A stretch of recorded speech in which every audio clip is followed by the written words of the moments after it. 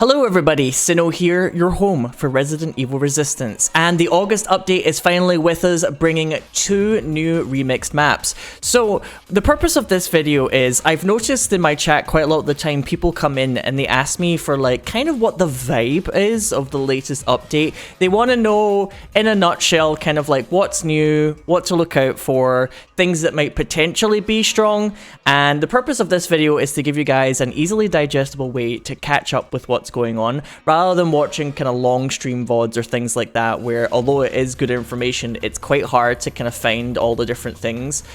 So obviously I'm making this video and the update hasn't been live for that long. It's been about 1 day so far, so if I don't catch something that becomes the new meta or a really strong new strategy, or I don't mention your favorite mastermind or something like that, please don't get on at me in the comments, okay? I'm trying my best here to help all of you catch up, and hopefully this video will prove useful for those of you who just want to kind of get the vibe. So, this update obviously brings the 2 new maps, Uptown and Bemusement Park, into proceedings here. They both look fantastic, really nice use of lighting in them. They're also quite big, much larger maps than I expected, and way bigger than their previous counterparts. So Uptown is the new version of Downtown, way bigger, which is obviously one of the problems with Downtown previously, and Bemusement Park is the new version of Amusement Park. Overall, I would say their design feels a little bit more, I remember saying on stream, it feels more like a Resident Evil game, as opposed to kind of like a square arena for a multiplayer game, which I think is really cool and nice, and I am enjoying playing on them a lot. One particularly peculiar thing I would say about this though is that the old maps are still part of the game. They're still in rotation, so you can actually still get matches on Downtown and Abandoned Park, but also you could get a match on Uptown and Bemusement Park. So this brings the amount of maps in the game total to 6. I think, however, they should just get rid of the old ones. The new ones I think are better, particularly the old Downtown does not hold a candle to the new Uptown, and it's kind of depressing every time you get a game on Downtown now, especially as Mastermind, because it wasn't their finest work, I would say. Another new thing about this update is it brings new Survivor and Mastermind equipment. I would say overall, we'll start off with Survivors here. I think the Survivor equipment is overall a little underwhelming. A lot of things like reducing the amount you cough, which don't really have a strong enough effect to be worth giving up 6 points, I think it is, and 1 equipment slot. One exception to this, I would say, so far seems to be reinforced plating, which makes it so that zombies take more damage when you shoot them in the limbs, or they take more limb damage, I should say. It seems right now that there's a bug where if you use reinforced plating in conjunction with MQ11, you can get rid of zombies' limbs ridiculously fast, which essentially makes them all crawlers if you shoot them in the legs, and negates a lot of their threat to you as a survivor. I think this is probably a bug based on how quickly you can do this, and for a lot of masterminds, the only way you can really counter this is to actually have regen applied to your zombies before they get shot. A lot of people maybe didn't realize this, but zombies can regen their limbs if they have the regen effect on before they start getting shot. I didn't know this myself until quite recently, so you might see a lot of masterminds using regen until they decide to change this. Another new thing for survivors is credit spawns. Credit spawns now give you less per stack that you pick up. However, there are more stacks that spawn in the game. So they haven't really messed with the locations or anything like that, but it seems like what they've done is they've made it so that you have to do more individual credit pickups, and in my opinion this is probably to counter speedrunning strategies where you can get a couple of stacks and still have a fair chunk of money. Now teams are much more incentivized to try and pick up every single stack within an area, and I believe if you collect all of them you do get slightly more money than you had previously if you picked up all of the stacks before. But like I said, this means that you have to explore every corner of the map a little bit more, and I think this is to make it so that teams can't just kind of run through areas as quickly as they did before. It encourages people to go to every single corner. Another new thing about Survivor meta, I would say, is welcome to the shotgun meta. I hope you like the sound of this.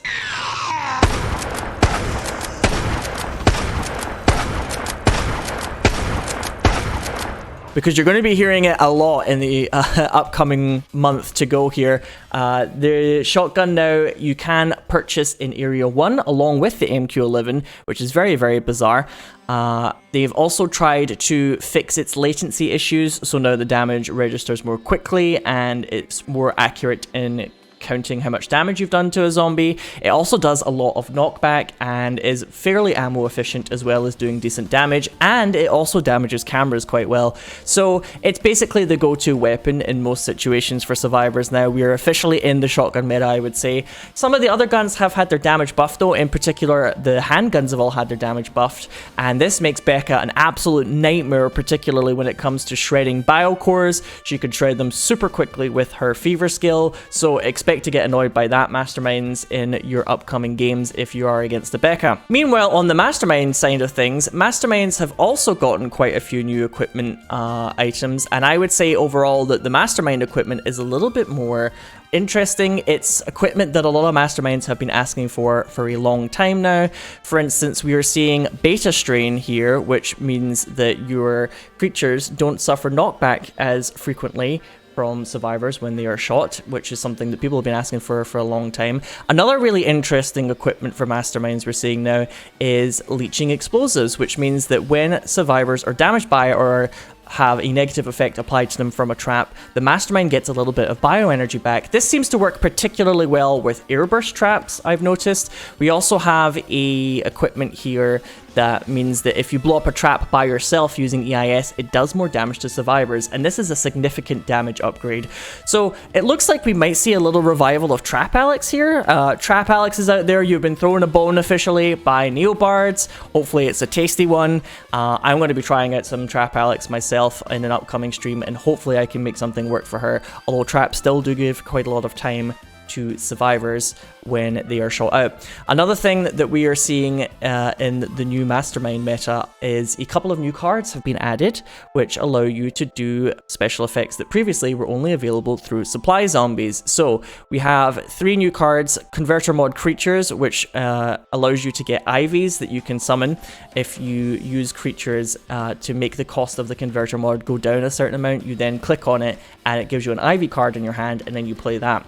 We also have Converter Mod Trap, which does the same thing but for a teleportation trap, and Converter Mod Firearms, which does the same thing but will add a grenade launcher to your hand. So I think we're going to be seeing perhaps some kind of symbiosis mod efficiency Ivy Spencers coming out with this, perhaps, is one thing that I would guess could be worth taking a look into. The ability to generate a lot of IVs could be quite interesting for this, and in general it's nice to just see these cards get added to the game. IVs have also had a little bit of a buff in terms of calculating how they get knocked back. Now you have to actually shoot the bulbs to make them get knocked back, so they're a little bit more scary than they were previously. Another new equipment that's been added for masterminds is the ability to reduce the interval in between rifle shots, otherwise known as modified recoil spring.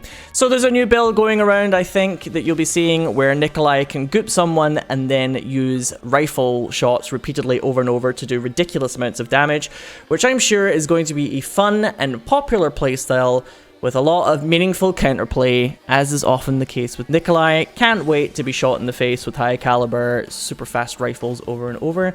It's going to be wonderful. We also have the ability to increase your bioenergy cap to 20 by using an equipment called Bioenergy Tank. For Daniel players, there have been 2 significant changes.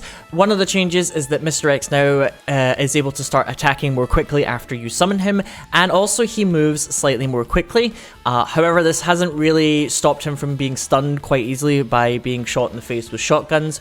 So I'm not sure how useful this will be apart from being able to surprise the survivors a little bit more.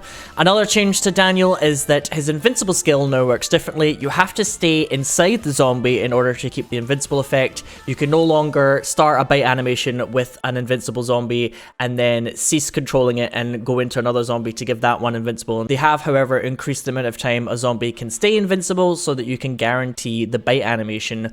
I'm not a huge fan of this change myself, but I guess it allows people to guarantee bites if that is what they choose to do. And finally, to wrap things up, the August update has brought us a slew of new skins as per usual. This time around, the themes are a kind of Mad Max apocalypse theme and also a lucha libre / wrestler theme, which is really cool. I like these skins a lot.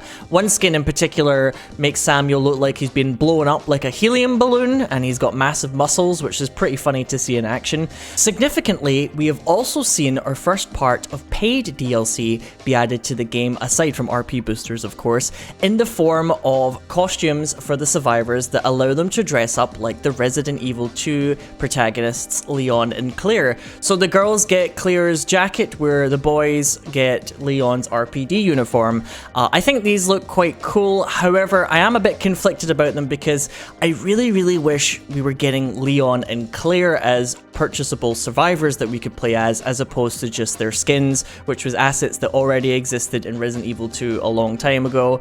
As much as I love seeing Martin have a kind of Paul Blart Mall Cop teenage boys first kind of part-time job vibe going on here, I really wish that we were getting new survivors, and I think people would be incentivized to shell out a little bit more money in order to play as the new survivors if they were added to the game. And I hope that this is something that Capcom is still considering in future, as I think a lot of people were drawn into playing this game when Jill was originally added, and more Resident Evil characters will probably help this game to grow in popularity.